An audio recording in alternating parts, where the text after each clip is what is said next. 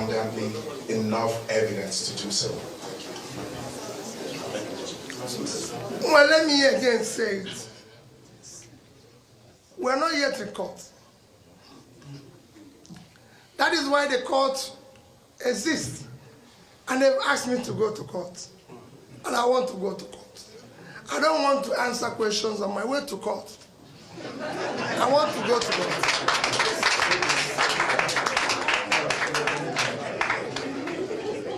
Okay. All right, Tomo, come. I wanted to travel this way, but I see you are... No. Okay. My name is Omar Azwai and I report for INEC, Arise TV Sergeant.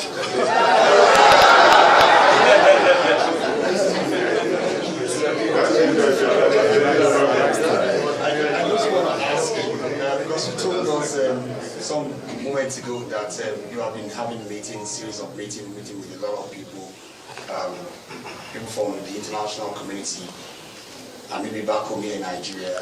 Do you feel like you are under any pressure from anywhere?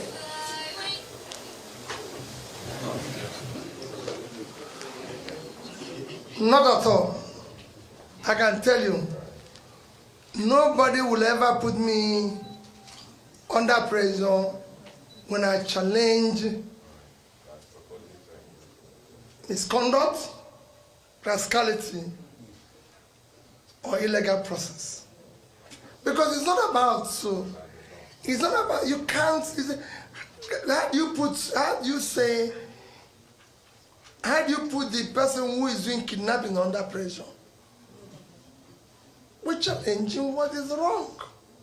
It is not about me, it's not about you, it's about the society our children will live in. And I want people to understand that. I'm challenging a process that is faulty, a process that is wrong. It could be anybody. It is not about anything. So there's no pressure. Nobody has. And they know they will not. Okay, the lady at the back.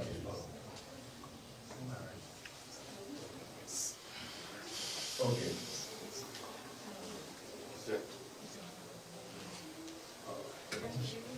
Good afternoon, everyone. My name is Rena Obozegi. I work for Data Communications AIT.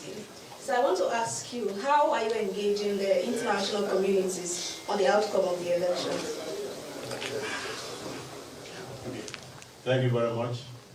Now the real AIT, not former AIT. Quite frankly, I'm not unless on invitation, I'm not engaging any international community or international body, because I feel this is the Nigerian problem. And this is time we have to start solving our problem. Elections have been conducted in all parts of Africa. And nobody have ever seen something near what we're going through here. So I'm not consulting anybody. Okay. Good day, sir. My name is Niyomoni. I represent and correspondent for News Central. I know you've recorded a lot of success rates when you go to court. I'm not trying to be an antagonist, but if you eventually go to court and it remains the same, that the mandate is given to your opponent, what will you do? Secondly, we've seen a lot of visuals online about youth destroying their PVCs. What word do you have to these youth who you somewhat represent their demographic? Well, I'm still going to go around appealing to the youth. This is a long distance journey. And they have to know I'm committed to going through this journey with them. It's not going to be a one-day journey. No matter how long the night is, they will be there. And I want to show them that I will be there. We have to go through darkness. I'm going to go through this darkness with them. Because I know we're not going to ask these people to leave easily. That's why they're there. That's why they have structure. That structure of criminality can't go away overnight. That structure of destruction can't go overnight. Structure that have created 133 million people living in multidimensional poverty can't go out overnight.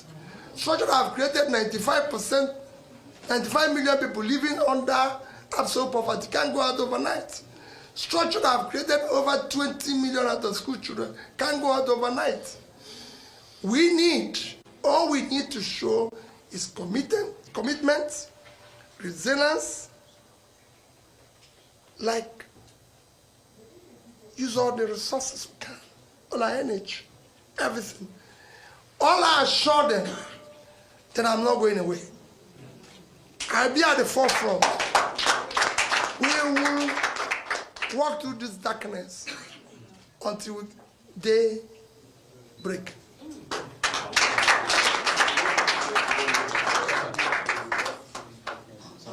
It's something. I know the court will do the right thing. Their children are involved. The future of their children are involved. I had an experience today, just today, that I told my chairman, I choose, whenever I meet a young person, I want to know what that young person does. So you see me every day talking to young people.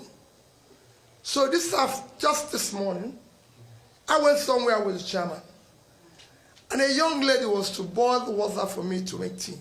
I said, I will do it. She said she will do it. She was excited to do it. She was worried, and she said to me, she was almost in tears that I lost the election. And I said, so what's your name? She said she's there, called her name. I said, so who are you? She said she was from Nasarawa. So I said, where do you go to school? She said she went to University of Nasarawa. I said, so what do you do? She said she has no job. She graduated since 2018. I said, so what are you trying to do? She told me she's learned how to do baking. So why are you not baking instead of being here to do this? She said she doesn't have 75,000 naira to buy an oven. Okay, so many people at the back there. So what I'm going to do is... That's the life you get in Nigeria every day. People who don't have money to buy an oven. Okay, so those at the back, I'll recognize two people from the back so that you can, because of the time it takes you to move. You'll be coming, let me call someone here while you're coming. Good morning, Your Excellency. My name is Dixon Irego. I anchor Nigeria right now. With the gloomy picture that is out there in our society today, with the rot in the political space, where do you get your inspiration and your strength from? Nigerians want to know this.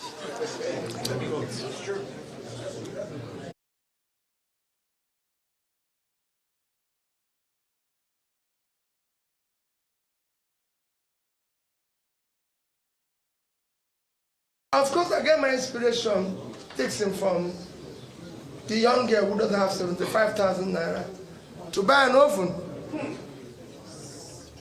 When people like me can sit down in a place and drink a bottle of wine that is costing that amount in the same country. When people like me have stolen billions of public money that would have bought an oven for that young graduate. So that's where you get your inspiration. I said I want to build a new Nigeria, where those youths will have hope, where they will for them. But I can't build it, Dixon, unless I do the right things, so that I can emulate how to do the right things. We cannot do it. We have to teach them how to do the right thing. Dixon, I have an opportunity to do what other people are doing. And you've seen it from my corporate world, where I chaired corporations, including Security and Exchange Commission, to my being governor of a state. I had the opportunity to do what other people are doing, but I didn't do it. Because we have to live and show an example. And use the resources of the country, public resources, for public good. And ask those who are who had the opportunity of doing the right thing for the country to do the right thing. If we have a security man, he should do his job.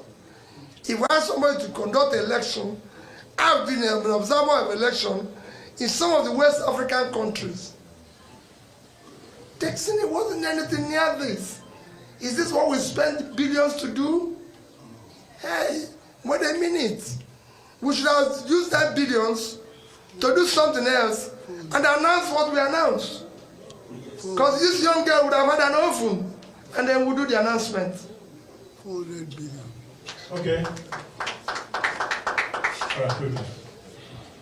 I hope you are not AIT. Kobola is my name. I work with TV3 in Ghana. You said that you were going to court. One, what are the reliefs that you are seeking? Then two, the ECOWAS and Africa Union observer missions have described this election as generally fair. Do you ascribe to the suggestions or the reports describing the elections as generally fair? Okay. Well, let me tell you, throughout my comments, I didn't want to mention comments of observers, because if you choose it, there's so many other observers like European Union, EU, NRI, and so many who have said it did not meet the standards, who have said it's rigged, who have said this. So let's not talk about what the observers are saying. Let's look at what Nigerians are saying. This is essentially a Nigerian problem, and I want to hear Nigerians. With all due respect to those who are visiting us, it's a Nigerian problem. I'm talking about what Nigerians feel. You're from Ghana? Yes, please. Is this fair in Ghana? Because you have, yeah. Just say, tell me, is this fair in Ghana? You didn't mean the standard. You're describing as fair, though. I just asked you a question. It is not, my brother, I've been to your country and I've witnessed the election. The earlier we start saying things are wrong when it's wrong, my brother, Africa will be good. Yeah. It doesn't matter to me because it happened there. Don't be part of that. Africa needs to be fixed. And we all have to tell ourselves the truth. This is very unfair. It's the least expected of us.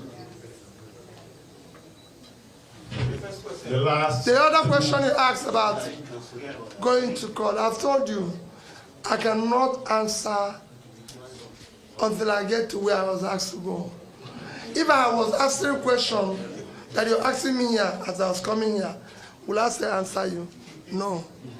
I was coming here to see, and that's what I'm doing now. Okay. Now, the last two. No, just come. The lady who's calling me, come out. No, go there. You can go there and give it to them. Give it to them then.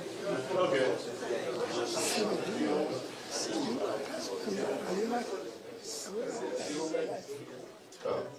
Your Excellency, good afternoon.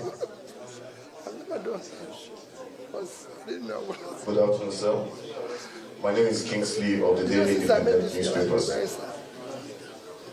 And I wouldn't want to throw a popular path now. My question to you would be, Nigeria has seen a lot, from the violence in the northeast to the killings in some other parts of the country, in the south.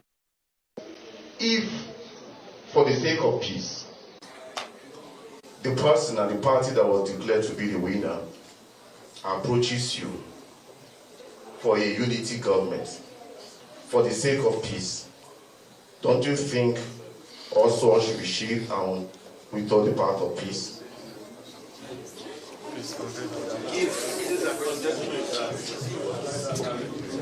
Let me say it again for purposes of your understanding. I have never If you remember when I made my general comments, where is it?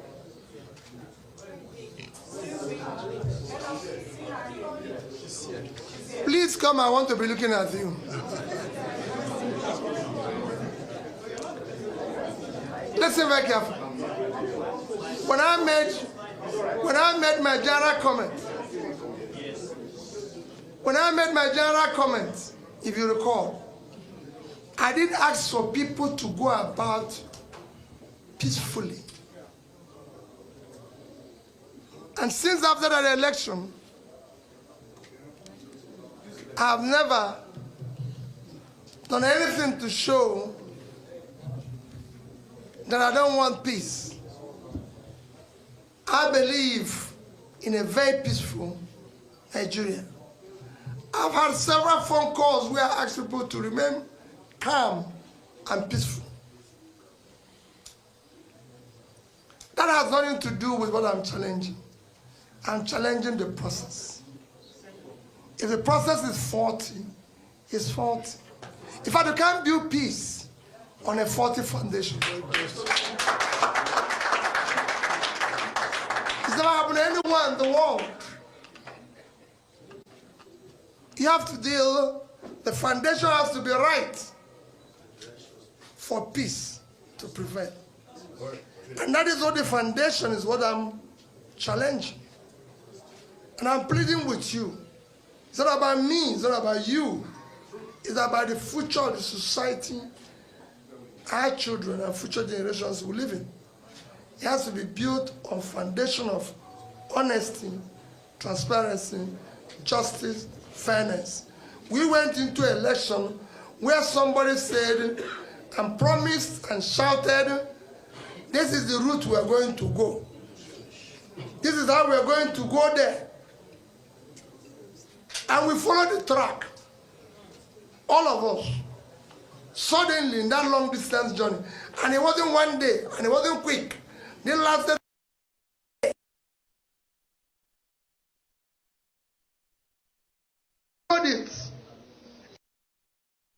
As we get to the end, somebody jumped from north and claimed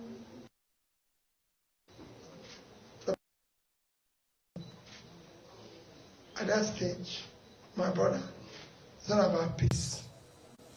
There's a process of being anything you want to be. If you want to be a professor, you must go and be a lecturer, write thesis to be a professor. If you want to be a doctor, you go and read medicine. You cannot suddenly, from being a lawyer, and you say conferred a doctorate degree. No. Lawyers go through law school. I can be a lawyer. I cannot be awarded senior advocate today, no matter my knowledge of the law, because it is a process of being a senior advocate. Process is important, my brother. That's what makes a society. In this society, we have seen people suddenly become a senior advocate without going to law school. That's what we want to do.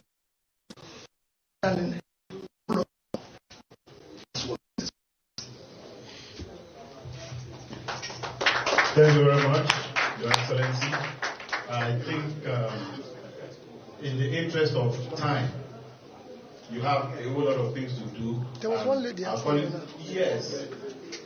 I asked her to come because I know... The Labour Party presidential candidate addressing the press at the Federal Capital Territory, Abuja, regarding his next steps based on the outcome of the presidential elections. He apologized for the loss of lives during these elections and for those that have also been harmed in the process, observed a moment's silence, and also took the time to correct the impression that he's spoken